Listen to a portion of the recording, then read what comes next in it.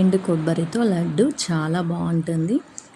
టేస్టీగా లడ్డు ఎలా ప్రిపేర్ చేయాలో చూపిస్తాను, చూసేద్దాం పదండి.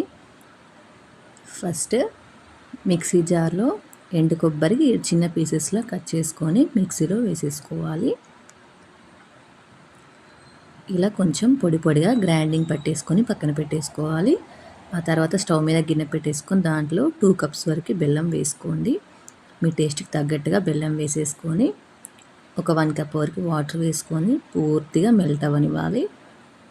ఇలా బెల్లం అంతా మెల్ట్ అయిపోయాక దీంట్లోకి మనం ప్రిపేర్ చేసుకున్న కొబ్బరి పొడిని వేసేసుకోవాలి. వేసేసుకుని ఒకసారి అంతా బాగా కలిపేసుకోండి. కొబ్బరి పొడి అనేది దాంట్లో కొంచెం ఉడికినట్టు కావాలి, అప్పుడే టేస్ట్ అనేది చాలా బాగా వస్తుంది. కొంచెం దగ్గర పడ్డాక దాంట్లోకి గీ వేసుకోండి. వేసుకొని అంతా బాగా కలిపేసుకొని స్టవ్ ఆపేసేసుకోవాలి. పూర్తిగా చల్లారిపోయాక ఇలా ముద్దలాగా వస్తుంది. ఇప్పుడు వీటిని మనకు నచ్చిన సైజులో ఉండల్లాగా చుట్టేసుకోవడమే. చూసారా, చూడ్డానికి కూడా చాలా బాగున్నాయి కదా. ఎంతో టేస్టీగా అండ్ తొందరగా అయిపోయి స్వీట్ రెసిపీ అనమాట.